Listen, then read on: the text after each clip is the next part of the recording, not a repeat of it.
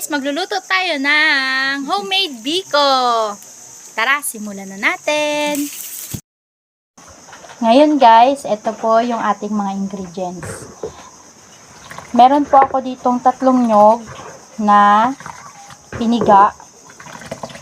Tapos nilagyan ko po siya ng 1.5 basong tubig. Para po ito sa latek. Unang piga po ito siya guys.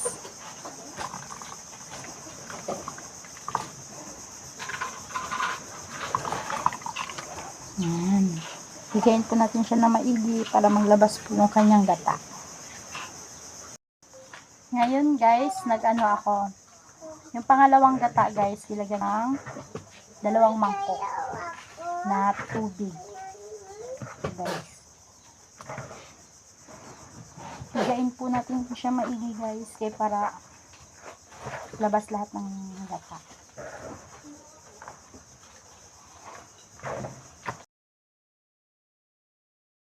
Ngayon guys, ito po yung unang piga ko guys.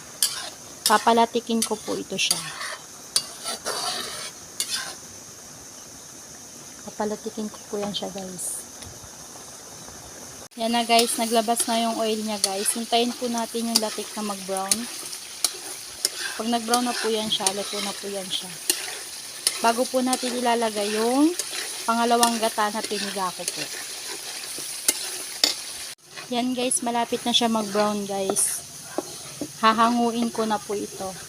Tapos po ilalagay ko po yung pangalawang piga ko. Bango niya guys. Hahanguin ko na po yan siya. Ito na guys, hinango ko na yung latik niya guys.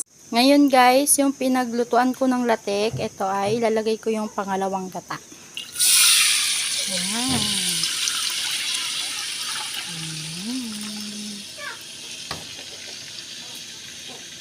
Yan guys, hintayin natin yan siyang magkulo guys, kasi palalaputin natin yan siya.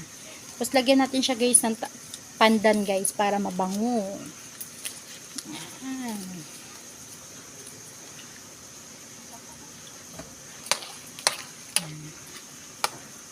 Hintayin natin yan siya magkulo guys. Ayan guys, kumukulo na, lalagyan ko siya ng asukal.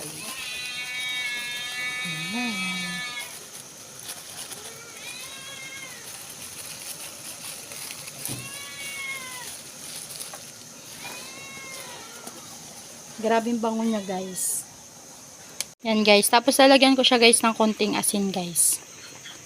Para mag-balance lang yung kanyang tamis. Yan guys, pag naglapot na yan siya guys, hintayin natin maglapot. Bago natin ilalagay yung sinaing na malagkit. Yan guys, bali kalahating kilong asukal yung nilagay ko dyan guys. Para sa 1.5 kilo rin na malagkit. Yan siya guys. Yan guys, ngayon guys, lalagyan ko siya ng dahon ng kalamansi guys. Dagdag bango siya guys. Yan guys, malapit na siya maglapot. Ngayon guys, ilalagay ko na yung malagkit guys.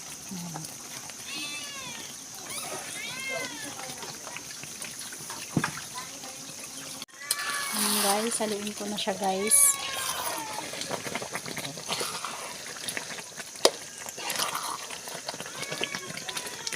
Yan guys, ito na siya guys. Nahalo ko na siya. Yung mga dahon na yan guys, mamaya tatanggalin ko yan siya pag nilipat ko siya ng lalagyan guys. Pagkatapos ko to siya ma-mix lahat guys, paiininan ko to siya guys ng mga 20 to 25 minutes or 30 para masarap guys. Siya guys. Tapos na siya guys. Tapos na.